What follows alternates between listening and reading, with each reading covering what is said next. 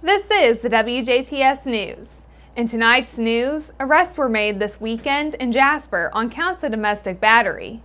District 47 Senator Aaron Houchin discusses high-speed internet access across rural communities. We spoke with Huntingburg Mayor Denny Spinner, and Kirk Uxell has the scoop in sports. All this and more coming up on WJTS News.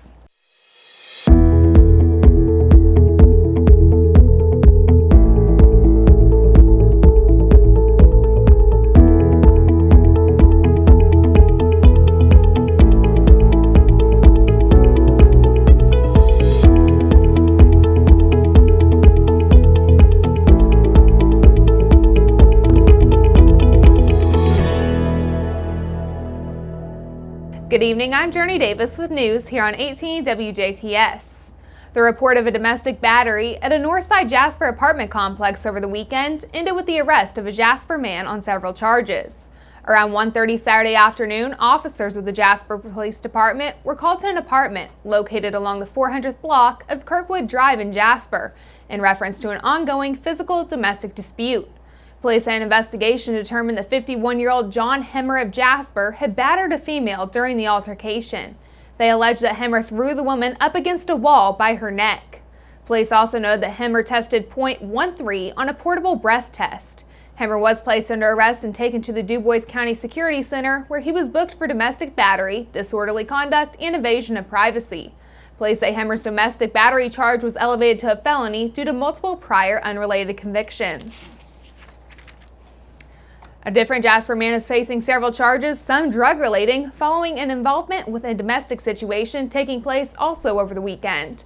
Around 1 o'clock Sunday morning, Jasper police were called to an apartment located along the 4,000th block of Wilhelmstrasse on the city's north side in reference to an altercation.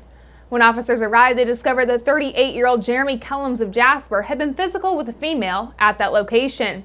While on scene, officers also discovered a hypodermic needle and drug paraphernalia belonging to Kellums.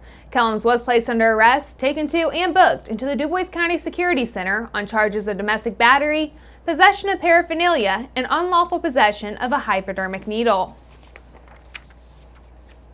Jasper's Memorial Hospital and Healthcare Center is sponsoring a Friday community health screening, Friday, August 17th from 7 till 9 a.m. in the Health and Wellness Classroom at Memorial's Southside office, which is located at 1100 West 12th Avenue in Jasper. All participants must be at least 18 or older and will have cholesterol and blood glucose checked with a finger stick. Because of that, a 12-hour fast will be required. However, you may drink water and take any prescribed medications. The cost is $25, and that may be paid at the screening. The screening will last approximately 15 minutes, and pre-registration is required. To register for the health screening or for more information, you can visit Memorial Hospital's website at www.mhhcc.org and click on Health Screenings, which is found on the right-hand side of the screen, and you can enter in your company name as Friday and 2017 as the password. You may also register by calling the Health and Wellness Department at 812-996-2399 or toll free at 800-852-7279 with an extension of 2399. As District 47 State Senator and a resident of a rural community, Aaron Houchin says she understands the importance of having high-speed internet readily available. While broadband has increased in our state, some areas still lack access, affecting hundreds of thousands of Hoosiers, many of whom live in Senate District 47. According to Federal Communications Commission, more than 40% of rural Hoosiers lack high-speed terrestrial broadband access. This puts communities at a disadvantage because students cannot adequately access their online assignments and entrepreneurs cannot reach new customer bases to help expand business. Last session, Houchin authorized a Senate bill, 356, which ultimately passed as House Enrolled Act 1065 and was signed into law by Governor Eric Holcomb. House Enrolled Act 1065 creates a grant program for qualifying broadband deployment projects in unserved areas of the state and defines upload and download speeds for qualified broadband service. Houchin says House Enrolled Act 1065 is a big step for Indiana toward reaching their goal of having broadband internet access available in all communities of the state. With reliable access, families, students, farmers, entrepreneurs, and businesses alike will be better able to use the internet to the best of its ability and reach the national and global economies. Houchin says high-speed internet is critical for all Hoosiers, and this technology is often taken for granted where access is easily available. She says it remains a priority of hers to ensure that Hoosiers have access to these vital services. Houchin also says she will continue working with colleagues around the state to bridge the digital divide in rural Indiana.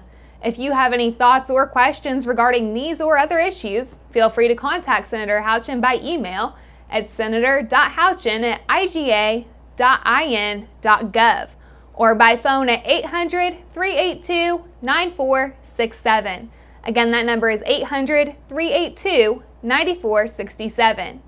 Houchin represents Indiana Senate District 47, including portions of Crawford, Orange, Harrison, Perry, and Washington counties, and eastern DuBois County.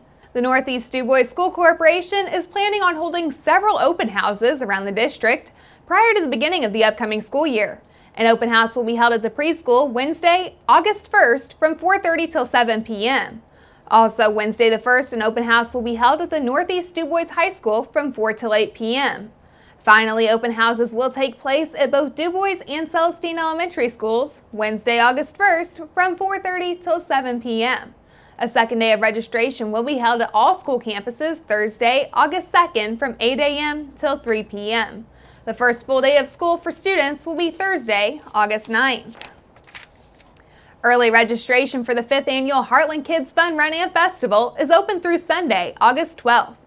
The Heartland Kids Fun Run and Festival will be held from 5 till 7:30 p.m. Friday, August 31st, at the Dave Beeler Plaza and Jasper Riverwalk, with the fun run beginning at 6 p.m. This festival is free and open to the public. Registration will continue for the fun run throughout race day. Participants are encouraged to complete the Youth Challenge, where kids run and log a total of 12 miles prior to the race. They turn in their race log at the registration and then run 1.1 miles to complete a kids marathon with total miles run. Youth Challenge participants who submit their completed race log at registration will be entered to win a Fitbit Ace donated by the Jasper Family Dentistry. This festival features many booths, games, and music. Beginning at 5 p.m., the community can participate in activities such as taekwondo and demonstrations, face painting, wacky hair station, photo booth, wellness booths, music, fun, and games. Children aged 4 through 8th grade can register for the 1.1-mile Kids Fun Run by submitting a registration flyer or by visiting www.heartlandhalfmarathon.com. Be sure to register by August 12th for a guaranteed race t-shirt, medal, and goodie bag. After August 12th, there will be no guarantee of race garb. The race log can be found online at www.heartlandhalfmarathon.com. Proceeds benefit Girls on the Run serving DuBois County. Girls on the Run, an international nonprofit, is a positive youth development program designed for girls in 3rd through 5th grade. For more information about Girls on the Run or to register to volunteer for the Heartland Kids Fun Run, you can visit www.gotrswin.org. Again, that email address is www.gotrswin.org. Troopers from the Indiana State Police, along with troopers from Ohio, West Virginia, Kentucky, Michigan, and Pennsylvania, are all conducting statewide patrols conducting violations of the Move Over law, now through this Saturday, July 28th. The project, initially started by the Ohio Highway Patrol, encompasses the 5 states bordering Ohio. ISP Jasper Post Commander Lieutenant Jason Allen says troopers will be conducting extra patrols in efforts to target drivers who are violating Indiana's Move Over law. Allen says their aim is to educate motorists about Indiana's Move Over law and to ensure a safe working space for all emergency vehicles.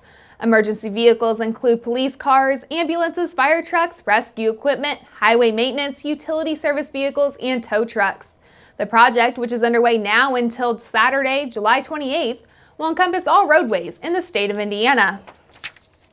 Indiana's unemployment rate stands at 3.3% for June and remains lower than the national rate of 4%. With the exception of 1 month when it was equal in October of 2014, Indiana's unemployment rate has now been below the U.S. rate for more than 4 years. The monthly unemployment rate is a U.S. Bureau of Labor statistic indicator that reflects the number of unemployed people seeking employment within the prior 4 weeks. as a percentage of the labor force. Figures released Friday by the Indiana Department of Workforce Development show the state's labor force had a net increase of 14,948 over the previous month. They say that was the result of an increase of 3,785 in unemployed residents and an increase of 11,163 employed residents. Indiana's total labor force, including both Hoosiers employed and those seeking employment, stands at 3.36 million, and the state's 64.6% labor force participation rate remains above that of the national rate of 62.9% throughout June of 2018, and the Bureau of Labor Statistics Midwest state average rate of 62.6% through May of 2018. The department added that Indiana's initial unemployment insurance claims continue to be at historic lows. We'll take a look at county-by-county numbers for the month of June on Tuesday. A prosecutor has ripped Indiana Attorney General Curtis Hill's attempt to scuttle an investigation into groping allegations made against him, saying it contains dubious reasoning and fatal legal flaws. Marion County Prosecutor Terry Curry said in court papers filed last week that Hill's argument that neither the state inspector general nor a special prosecutor can investigate him was plainly wrong. 3 women have accused Hill of groping them at a party in March. He remains denying the allegations. Indiana Inspector General is investigating, but Hill says that office lacks the authority. Instead, he called on Curry to investigate. Hill's office is representing Marion County in 2 pending civil cases, creating a conflict of interest. So Curry requested a special prosecutor, which Hill is objecting to. Now stay tuned as we travel to Huntingburg to speak with Mayor Denny Spinner on Monday with the Mayor on 18 WJTS TV, followed by weather and sports.